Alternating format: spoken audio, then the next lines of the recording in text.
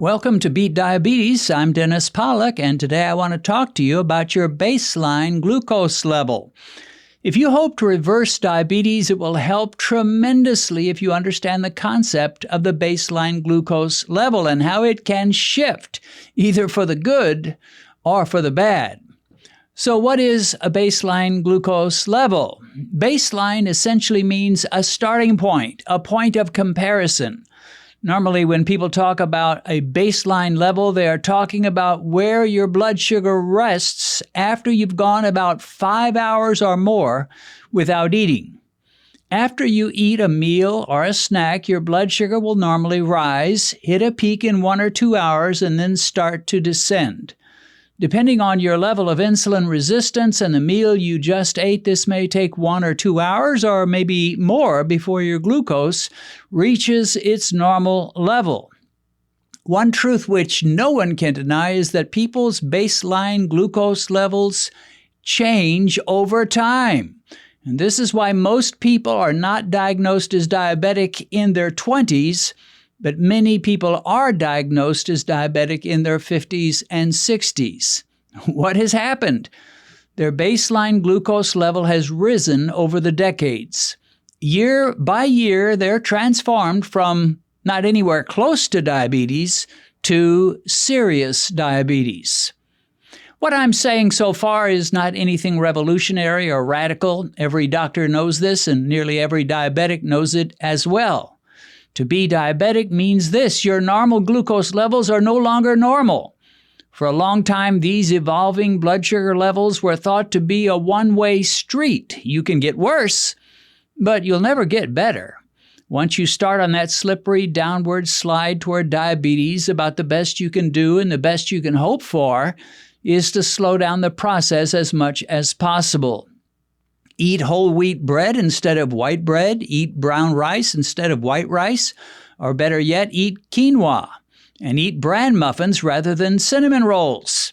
This won't fix you, but at least you'll move at a slower pace toward that land of blindness, kidney failure, amputations, infections, strokes, and heart attacks. You can never go back, but at least you're not rushing forward too quickly.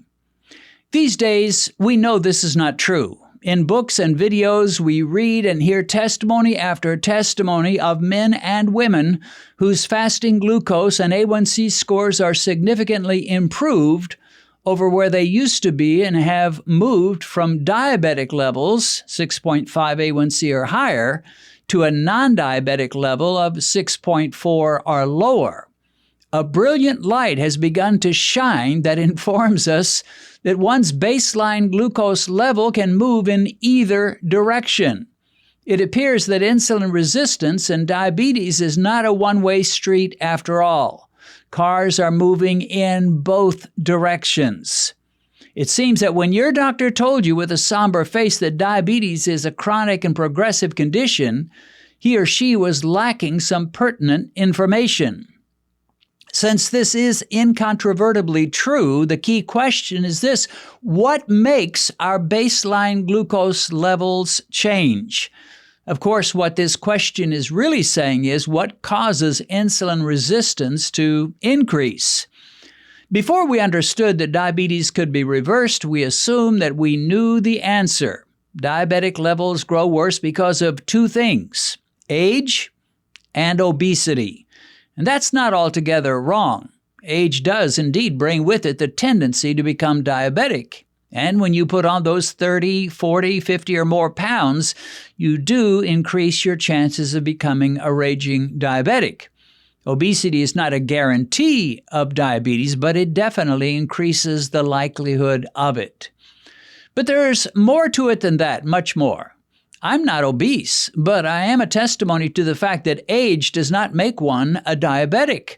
I have far better glucose control and freedom from diabetic symptoms in my 70s than I ever had when I was in my 40s. And I am not alone. Thousands of former diabetics of various ages can say something similar. Their glucose levels, their fasting glucose, their A1C scores, and their diabetic complications are way better now than they were 10 or 20 years ago. Their baseline glucose levels have changed, and they have changed for the better. But most people do get worse, and we must ask why that is. Some have hypothesized that diabetics become diabetics because of eating too much meat and fat. Fatty liver is associated with diabetes, and since the liver contains all this fat, it must be coming from a diet with too much fat. Cut all the fat and all the meat, and you will clear out the liver and other overstuffed cells and lose your diabetes. But that theory can easily be disproved. If diabetes is a result of too much meat and fat, then we should expect two things. Number one, people who eat low-fat diets and meat-free diets should never get diabetes. And two, people who eat carnivore diets, keto diets, and low-carb diets, they should all be diabetic. But this cannot possibly be true. First, there are plenty of vegetarians and vegans that do get diabetes. India, which has a huge vegetarian population, is seeing an epidemic of diabetes, much of it occurring in people who never eat meat. And while many vegans are ashamed to admit it, we do hear of vegans who will never touch meat, never touch eggs, and never touch butter, cheese, or cream, who have become pre-diabetic or full-scale diabetics. Secondly, there are thousands and hundreds of thousands of low-carbers, like me, and carnivore eaters who are not diabetic and are not even close to diabetic.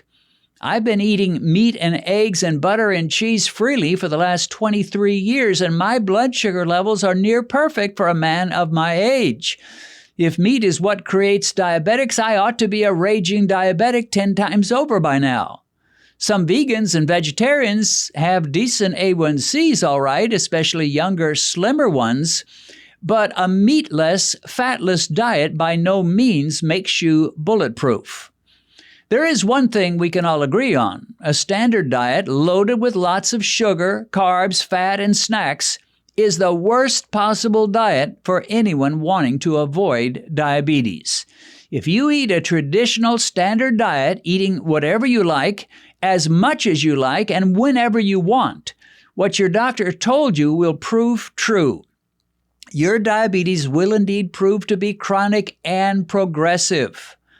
And another fact that really cannot be disputed, although some will try to dispute it, is that a low-carb, keto, or carnivore diet is the fastest path to get from diabetic to non-diabetic. It is blazing fast.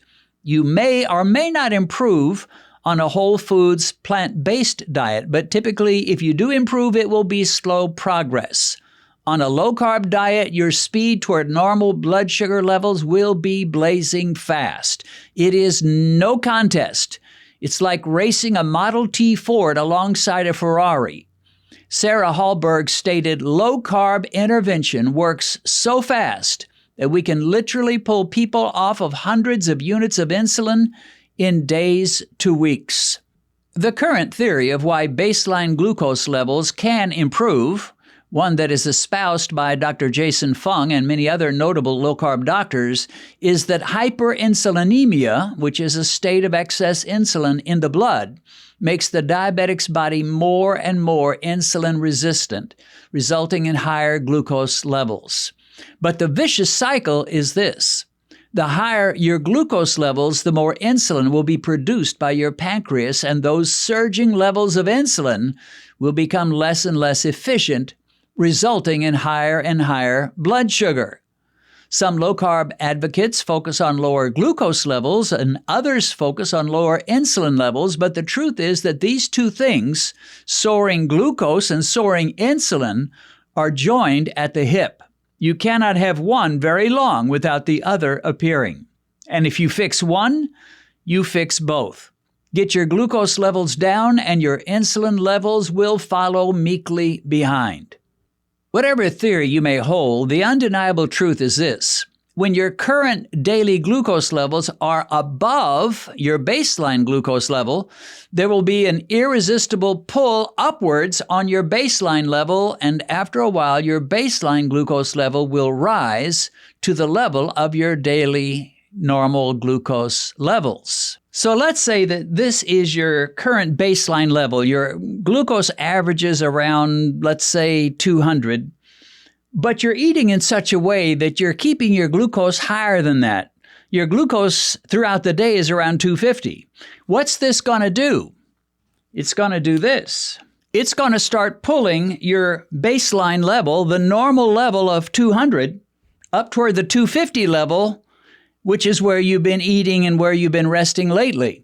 So the more your current level of glucose is above your baseline, eventually it will just rise and match this. So you will no longer have a baseline level of 200. You'll have a baseline level of 250.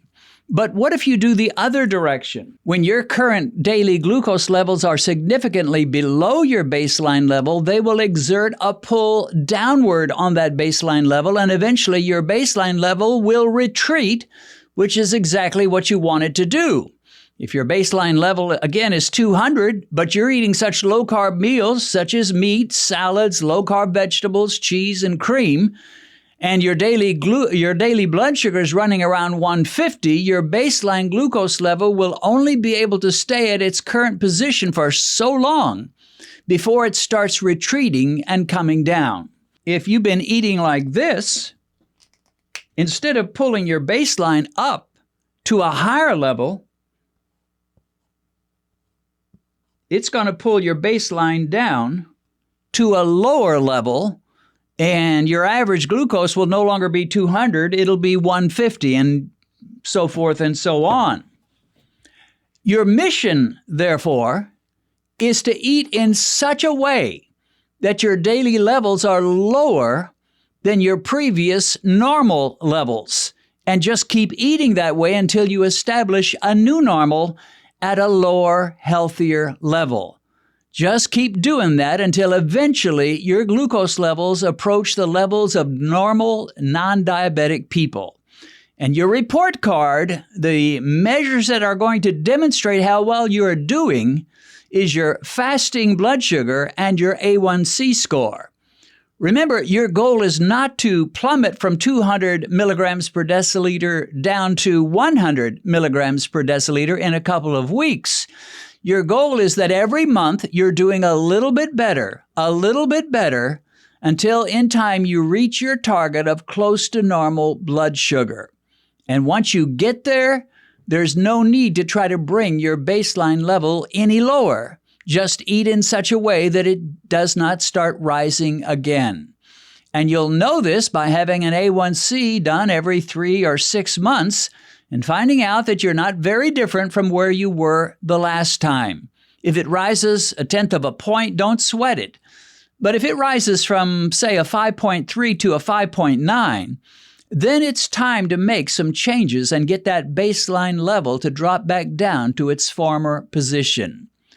And the great news about all of this is that it can be done. You don't have to be smart or even have a will of iron. Just start moving in the right direction, and when you reach your destination, determined to stay there the rest of your life. If you've recently been diagnosed with diabetes and you've just discovered this channel, let me recommend that you go to our uploads page, which will give you access to every diabetic video we've posted since we began. As you work your way through all our videos, I believe you'll find the help you need. A link to our uploads page is in the description.